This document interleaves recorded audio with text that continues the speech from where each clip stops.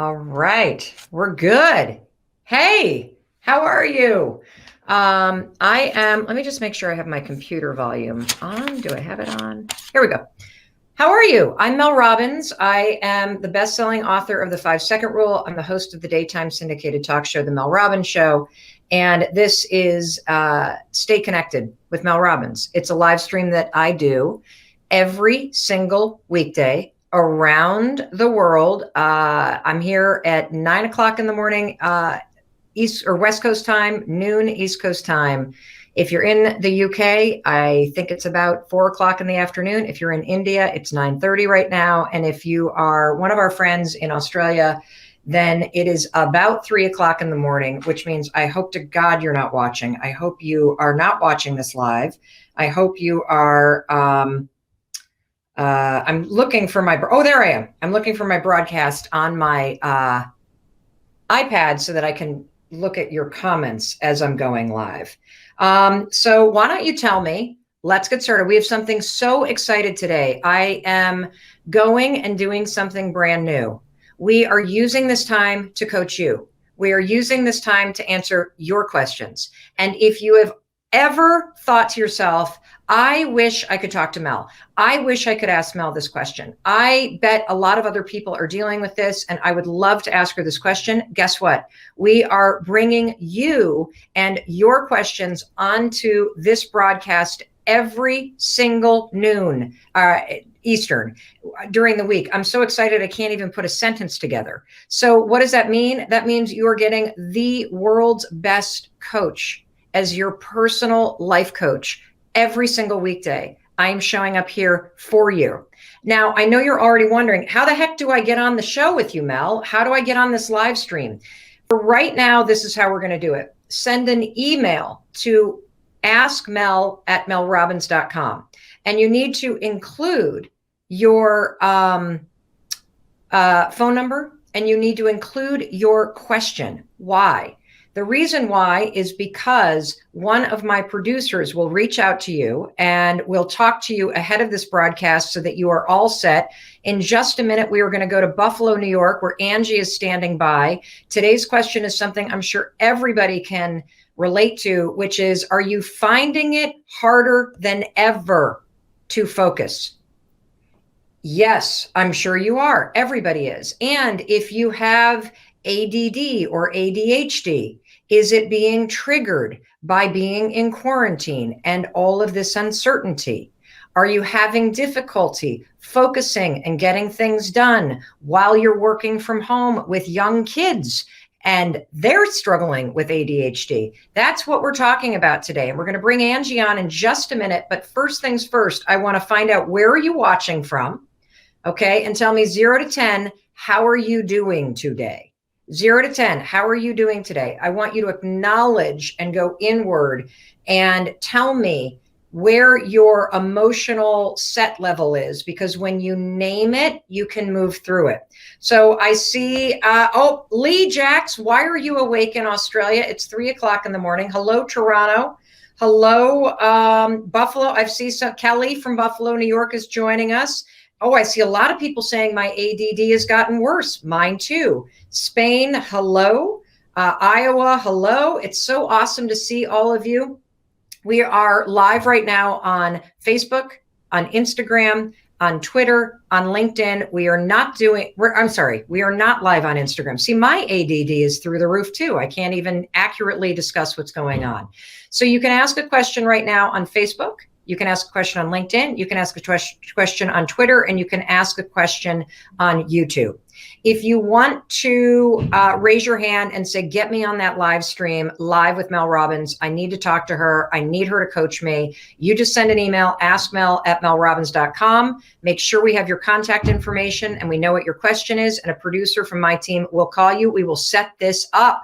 So what do you say? Let's go. Is it harder to focus than ever? That's what my friend Angie says in Buffalo, New York. So let's bring her on and let's find out what the heck is going on. Angie. Hi. How are you? Good. How are you? Can you hear me? I can hear you. Good. Yeah, we're good to go. So you have a question that I think the entire planet can relate to right now. Yeah. which is difficulty focusing. So why don't you tell me first a little bit about your situation and the details around it and what you're noticing about your ADD and ADHD, okay? Yeah, well, I was diagnosed at 28, and so I've been kind of working with my own symptoms for years now. I'm 38 on Thursday, actually. Happy birthday. Everybody you. give some thumbs up and some hearts to Angie. She's celebrating a birthday in quarantine. Here we go. Yeah. And your present is a coaching session with Mel Robbins. That's exactly what I was going to say. This is the best birthday present. But then upon having kids, I have an almost 6-year-old and an 18-month-old, kind of taking on those responsibilities on top of your own ADHD. And then all of a sudden we started seeing symptoms in our almost 6-year-old around 3.5 of having ADHD. Like I would look at him and see, oh my gosh, that was me when I was his age. And it was just kind of building, and we had reached out to some doctors over. Let me ask you a question real quick. Yeah. So first of all, you get diagnosed with ADHD when you're 28 years old. Mm-hmm. What did you feel when you got that diagnosis? Relief.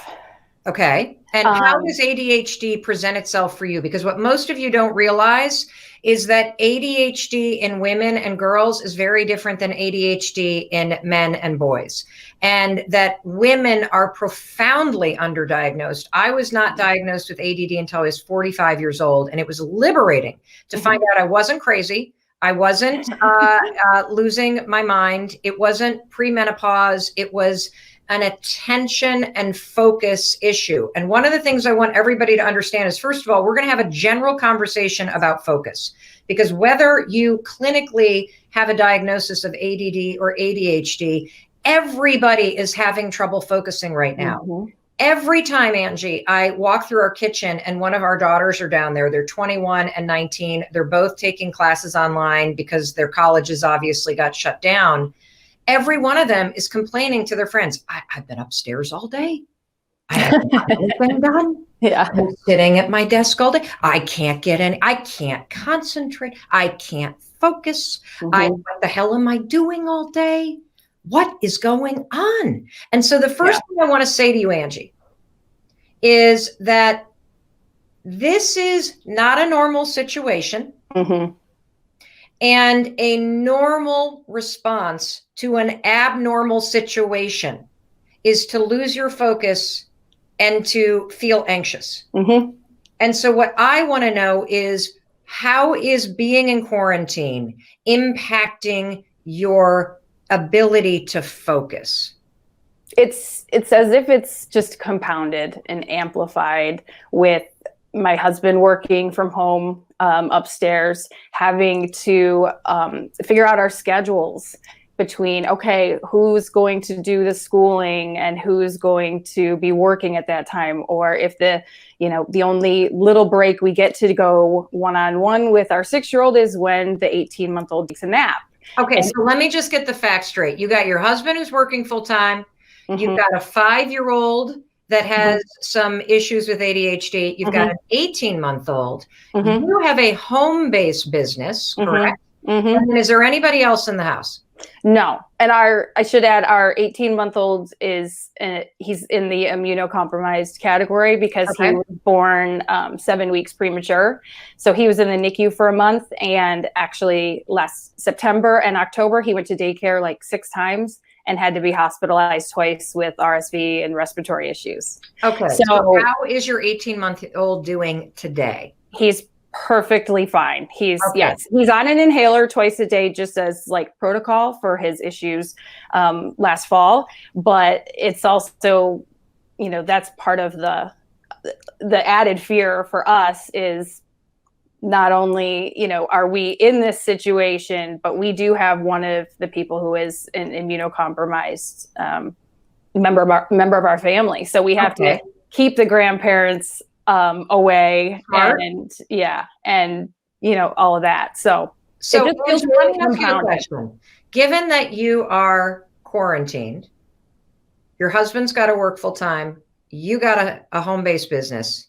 You got 2 kids under 5, one of whom has a compromised immune system. So you got to be hyper vigilant. Mm-hmm. Describe for me how this situation has triggered your inability to focus and heightened your anxiety.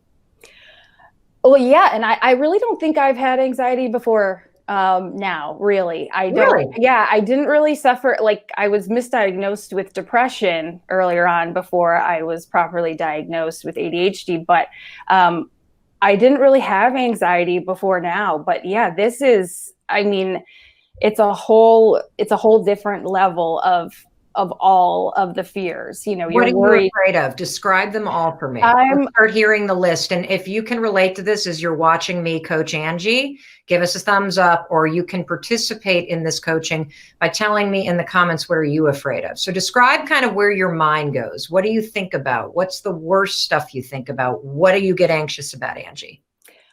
I think the thing I think of is we barely left the house, but my husband does have to go get groceries, and he actually suffers from anxiety, so he's actually wonderful about cleaning off all the groceries and making sure everything is clean before he brings it in the house. I mean, we've had a couple packages, things that we've had to order online that we've had shipped, we leave outside. So it's that fear of something just by chance getting in and making him sick, and not being sure where it's coming from. And where do you feel the anxiety when your thoughts start to spiral? Where do you feel it in your body?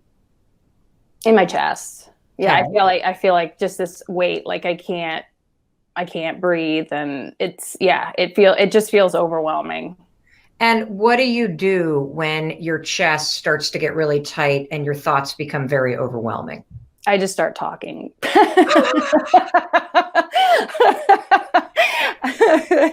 I just tell my husband how I'm feeling, or I just say, I got to get this out, because, and anybody that knows me knows that's true. I just start, okay, I got to get this out, or else it's going to crush me. And internalizing it has only, proven to build the anxiety worse. So I've always been a talker, but like, I got to get it out. I have to tell you how I feel, just even if I just have to say it, so you can tell me that my fears are maybe a little out of whack, or, hey, this is what we're going to do to make sure that this doesn't happen. We're going to make sure that we have the groceries outside. Right. We're going to keep all the cardboard boxes outside, even what little risk that may be.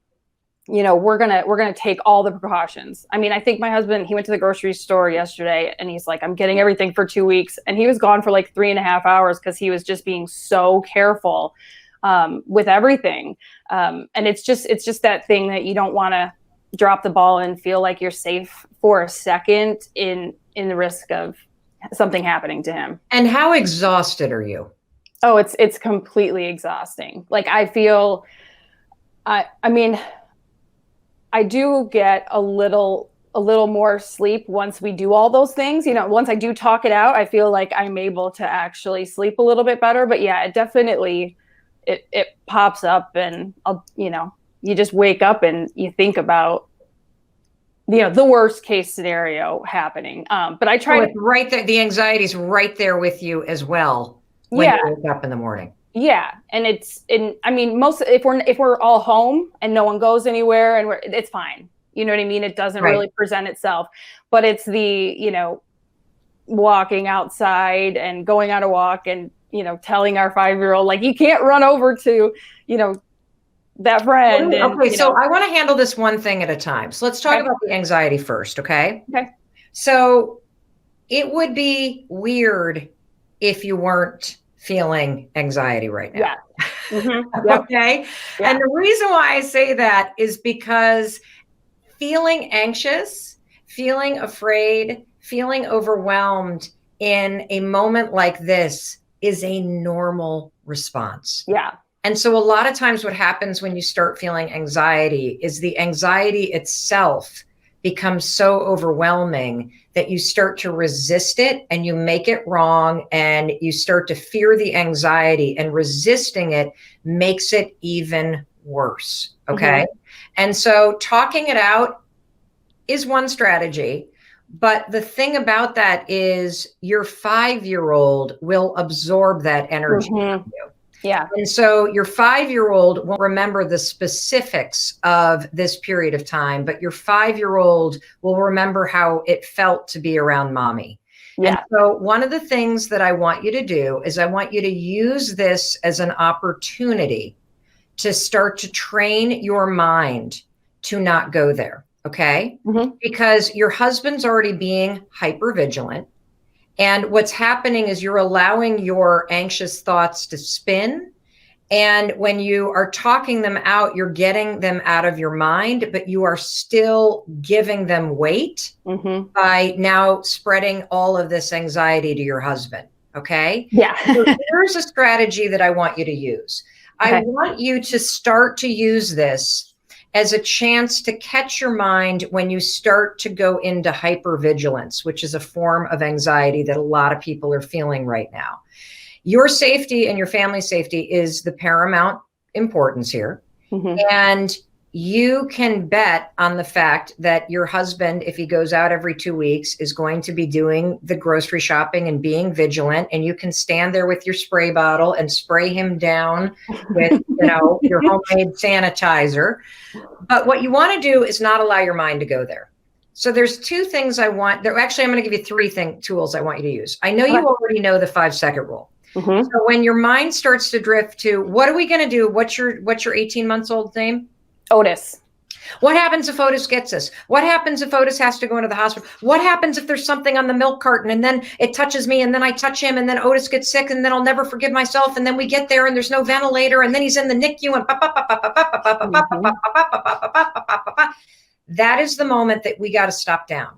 So the moment you catch your thoughts going from one thought, did he wipe down the milk? Which is how it begins. And it starts going to the next one, because if he didn't, you're going to go 5, 4, 3, 2, 1. Okay. And we're going to stop it down because we're not going to allow ourselves to get hysterical. Yeah. You are allowed to ask him, is everything cleaned off? Do you need me to wipe anything? You're allowed to do that. Yeah. But you're not allowed to have your mind go nuts. Okay. Yeah. Super important. So that's number 1. Number 2, when you start feeling yourself stepping up the anxiety, you are really cleaning everything like crazy, or you're feeling that chest pressure come on. When that steps up, I want you to step out of the room for a minute. Okay. I want you to take control by removing yourself from the thing you're hyper focused on. Like, is there something that you do when you get anxious? You clean, you organize the, what do you do? Yeah, I clean. Okay. Organize, do laundry, something. Okay. Yeah. When you catch yourself doing anxiety chores, I want you to step away. I want you to step out, and I want you to 5, 4, 3, 2, 1. I'm not going to allow myself to get worked up about this. Here's the final thing that I think will help a lot. Telling yourself that nothing bad is going to happen does not work. Exactly. And the reason why it doesn't work is because when you say nothing bad is going to happen, it invalidates your fear.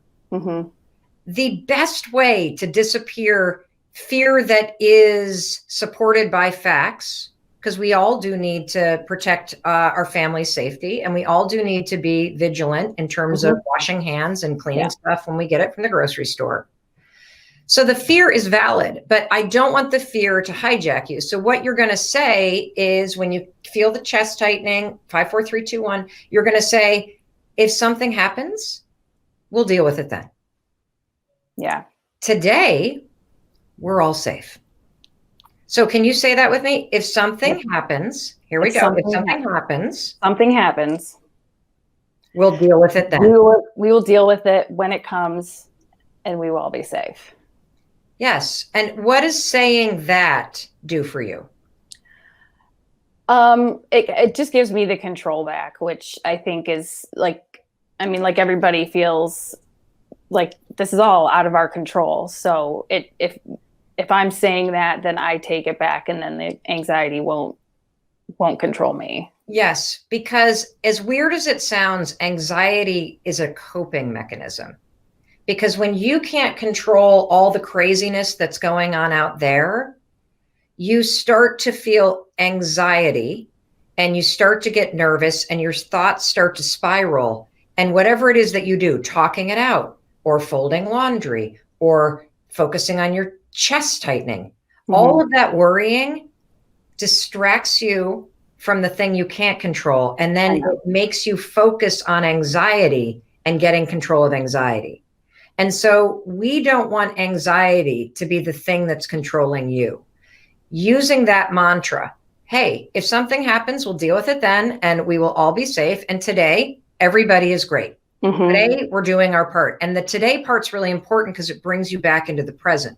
Anxiety is trying to hijack you and pull you into a scary future. Hey, no, if something happens, we'll deal with it then. Today, we're all safe and there's nothing that I need to concern myself with. Okay? Got it? Yep. Good. Yeah. Now let me talk about the focus.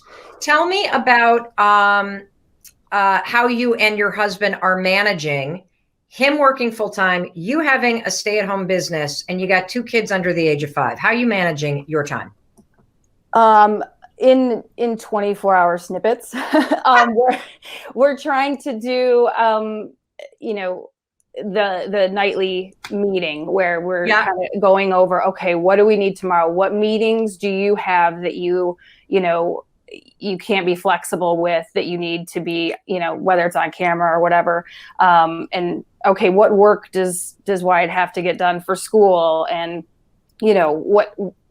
just everyone's schedule and how we're going to work it out. Now, do you guys have a routine for the day? Yeah, we've actually kind of gotten into a routine. But we actually have a little desk set up. So upstairs in our bedroom where Jeremy's office is now is our 5-year-old Wyatt goes up and does his work during certain quiet times when he can be up there. So he'll do like a little bit of, kindergarten homework, but he'll do a little bit of work with him. And we have like a whole chart on our whiteboard in our kitchen. Right, so you're organized. Yes. You got I'm super organized. Which is organized. But talk to me about focus, because everybody is having it. Everybody right now is having a hard time when you sit down and you get the time to get things done, being unable to focus your attention and actually do anything. Is that what's happening?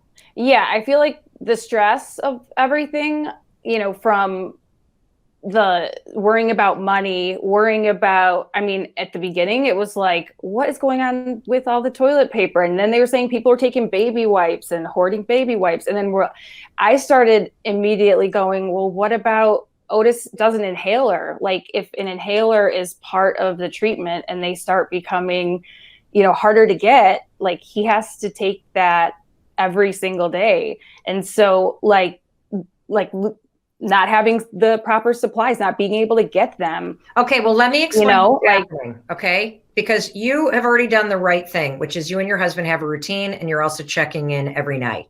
I'm going to give you a little bit more coaching around what I want you to do when you look at that routine. Okay. A particular way, the ABCD method that I just invented for this moment of time about how you're going to talk with your husband. But let me explain to everybody why none of us can focus. The reason why none of us can focus is because this moment in time is it's literally simulating what those of us with diagnosed ADD suffer from, which is you don't have enough fuel in your brain to do all of the worrying, all of the calculating, all of the hyper processing that we're all having to do, because we are all in a brand new reality and we are all having to be hyper vigilant about our personal safety. And so, for example, simply going to the grocery store. Normally you would drive there and you would park the car and walk in and get your milk and you would pay for it and you would leave and you would come home and it would be 10 minutes. Today it takes an hour.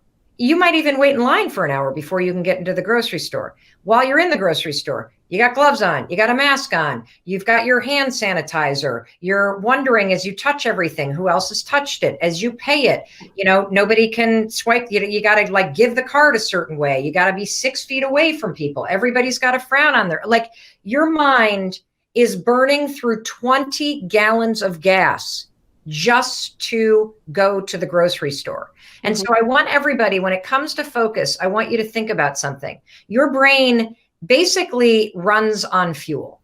And so think of your brain like a car engine. Okay, Angie? And your brain has a certain amount of fuel that it needs. And it's got a tank, and that tank has 20 gallons in it. And what's happening for everybody on the planet, I don't care if you are in middle school, if you are Angie's age, if you're my age, if you're older, you burn through all 20 gallons in that tank by the time it's 10 o'clock in the morning. Because your mind is basically running a marathon or two all day long, even though we're basically just sitting around and trying to pass the time. And so here's what I want you to understand. If you have to focus, first of all, I would prioritize your most important work first thing in the morning, because you're going to wake up with the most amount of fuel. The second thing is that the only hack that I know of that boosts your brain power, other than meds, if you have been diagnosed with ADD, the only thing that will boost your brain power is a little bit of exercise. Research shows that if you were to put on a streaming tape and do some cardio for 20 minutes, you would get a little bit of a boost that's going to last you an hour or two. They call it Miracle Grow for the Brain. This comes from Dr. John Rady at Harvard Medical School. The book is called Spark if you're interested in the science, but it is profound. And the other thing that I want you to understand is that everything right now is probably going to take you twice as long. And so what happens is if you sit down first thing in the morning, even though you might have exercised, you still have your old reality expectations on you. Like, I should be able to sit down and fire through emails. You got to realize it's going to take twice the amount of time, at least, to get done what you need to get done right now. So rule number one about focus, everybody, we got to lower our expectations. Yes, this is a moment of time where you can learn to quiet your anxiety. Yes, this is a moment of time where you can learn how to stick to a routine. Yes, this is a moment of time where you can find time to connect with your husband and your kids and your friends. This is probably not a moment in time where you are going to explode the sales in your home-based business. This is probably not the moment in time where you're going to be the most productive of your life, because these are not normal times. And so we got to lower our expectations. You got to realize things are going to take twice as long. And when you're having trouble focusing, I guarantee you it's a fuel issue. Can you do a little bit of exercise? Can you eat something that is healthy that'll give you a little bit of boost?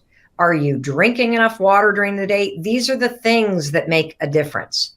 Now let me talk to you specifically about how you and your husband can find time. Are you ready? You guys already have a routine. Fabulous. You already talk every night about what you have coming up tomorrow so that you can plan the day. Fabulous. Now I want you to add something in, okay? Okay. There are 4 kinds of time slots during this moment of time. A, B, C, D. I'm going to make it very easy. A is time slots that are all about the kids. This is where you got to just give up any expectation that anything other than being an amazing mom is going to happen. I know some days that sucks. The monotony can drive anybody crazy. It's the hardest and most important job on the planet. And this moment is temporary. So you got to look at your day and say, what are the A slots where it's all about the kids? Okay. Next are the B slots. That's busy work that you can do for your stay-at-home business. So busy work includes sending some emails. Busy work includes posting stuff on social media. Busy work is anything you can do for work while your kid is watching TV. Okay. Now, let me say something about TV right now. I think we all got into quarantine and we thought, this is amazing. I'm going to homeschool these kids, no TV, arts and crafts every day. This is going to be incredible. And by day 2, we were like, let's pay teachers $250,000 a year. And let's keep these kids in front of Barney all day because I'm out of here. So we need to lower expectations on that. There is something fantastic about leveraging all of the amazing programming that is out there right now. And there's an article we just posted to all of our social media channels from Parent Magazine, 125 things that you can do with kids at home. And there's so many streaming museum tours and virtual play dates and DJ dance parties that are happening, that if you pull out your calendar, you can pick a couple a day. This is where you do your busy work. You let YouTube University take care of your children, and you sit and you get busy work done. The C time slot are chores. And this is something your kids can participate in. If you're still got, the 18-month-old in a baby Bjorn and you're wearing them, or you park them in the thing on the counter, your 5-year-old can help you with chores. It's going to take you 5 times longer, but that's okay. We're in a weird moment of time. We all got to have patience. Now let's talk about the D block. The D block is the most important block. You ready? Because this is the time that you need for dedicated work and dedicated me time. And so this is where you have conversations with your spouse about what you need. This is where the Zoom calls that can't be interrupted happen. This is where your 20 minutes of exercise so that you are taking care of your mental health and your focus happen. And this is where you carve out, even if it's just 15 minutes or a half an hour, time to do the deeper focused work that needs to get done in your home-based business. Does that make sense? Yeah. Excellent. So what did you get out of this coaching session? I think breaking down into smaller bites is what everyone needs to do right now, but it's even more important for those of us with ADHD. And I mean, when you said this is kind of everyone's feeling what it's like to have an ADHD brain right now, that's exactly what I thought when all this happened. Oh, now maybe everyone will get it. Well, yeah, I mean, whether they get it or not, it doesn't matter. It's whether or not you have the resilience to not beat yourself up all day. Yeah. And I think that's the hardest part. Take the pressure off yourself. And you can use these tools of breaking up your day into A, B, C, and D blocks, which also helps you level set your own expectations. Yeah. And that also will allow you to not jam a to-do list into a 15-minute moment. Yeah. Is there anything else that I can help you with? I really think your 5-second journal is what starts off my morning and centers me. And I've been doing that since the beginning of the year. So like, even as all this was happening, and I mean, we were flying to New York to come be on your show, and that's when everything got closed down. So that was our first set of fears is, oh my gosh, we were just in New York City and now we're coming home. Like, we wouldn't let the kids hug us. We took all of our luggage. You know what I mean? Smart. It started there. Right. It started there. And guess what? It hasn't stopped since. Yeah. And that was 2 months ago. Yeah. So today is April 7th.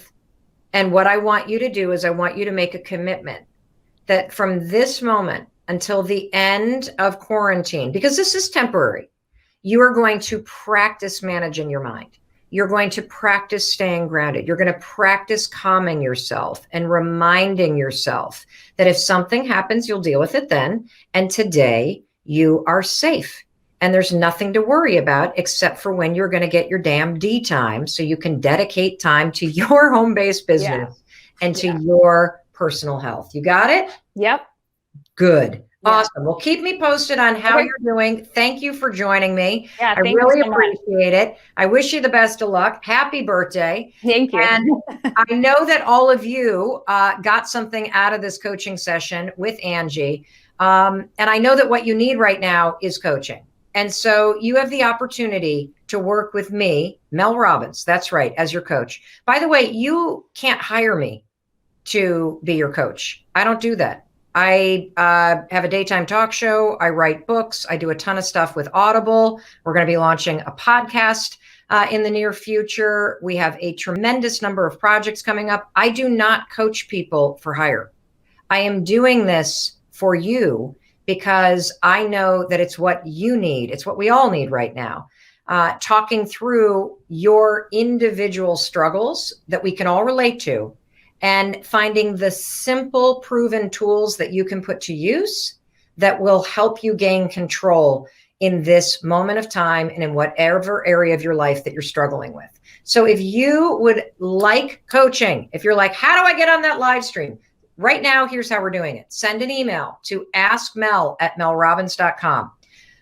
Put in your question, put in your contact information, and someone from my team will reach out to you. And we are going to keep on coaching you through this and beyond. So in case nobody else tells you today, let me be the one to tell you that I believe in you, and I believe in your ability to get through this. I love you. I love that you're here every day. It's what's keeping me going and giving me a really important sense of purpose right now. So thank you so much for being here. And I will see you tomorrow. I can't wait to see who shows up on the live stream tomorrow. All right. Have a good one, everybody.